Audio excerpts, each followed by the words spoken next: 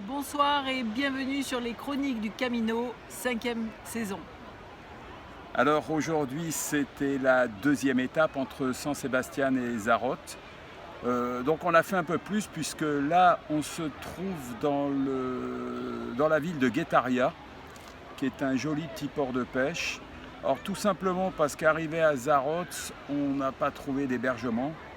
Donc on avait deux solutions, c'était soit abandonner et retourner. Non, il n'était pas question de rentrer, c'est pas possible. Pour moi, c'est pas possible de rentrer là maintenant. C'est trop joli, c'est trop beau.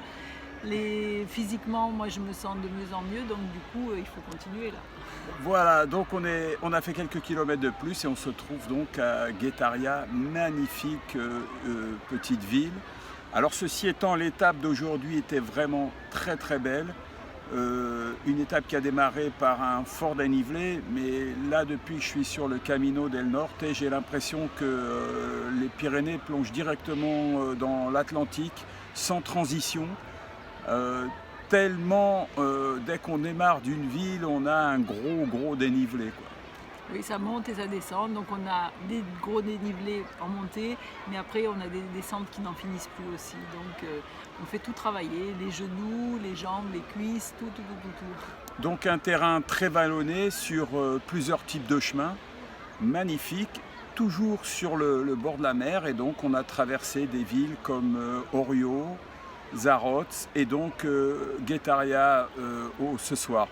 Alors on ne vous dira pas où on est demain, puisque en fonction des hébergements qu'on trouvera, la surprise. Voilà, on s'arrêtera là où on trouvera des hébergements. On est en période estivale et on pense que les Espagnols ont fait un peu comme les Français, c'est-à-dire qu'ils sont restés en Espagne, quoi.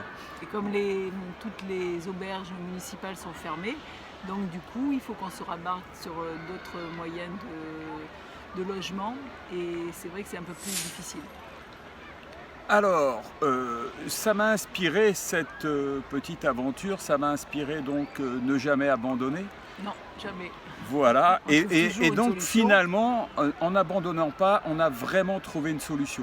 Et une jolie solution, parce qu'on est tombé dans un petit hostel là, avec des petits lits, là, vraiment l'ambiance Camino, et je pense que c'est très très bien.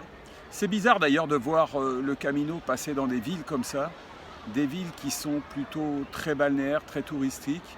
Alors je pense que pour nous ça va être la fin, puisque on va rentrer maintenant dans les terres petit à petit, on va quitter la côte pour rentrer dans les terres, mais on retrouvera l'océan à Bilbao et bien entendu à Santander. Voilà ce qu'on voulait vous dire ce soir. Donc on est toujours sur le chemin, toujours très en forme, très content d'y être. Il fait vraiment très beau. Aujourd'hui, ça a dû frôler, je pense, les 30 degrés, 30-32 degrés. Et puis on n'est jamais sûr de ce qui va se passer dans la journée, et on a toujours des jolies surprises, et donc ce soir on est là. Voilà. On est très content d'être là. Est-ce que vous pouvez, alors je ne sais pas si vous le verrez, mais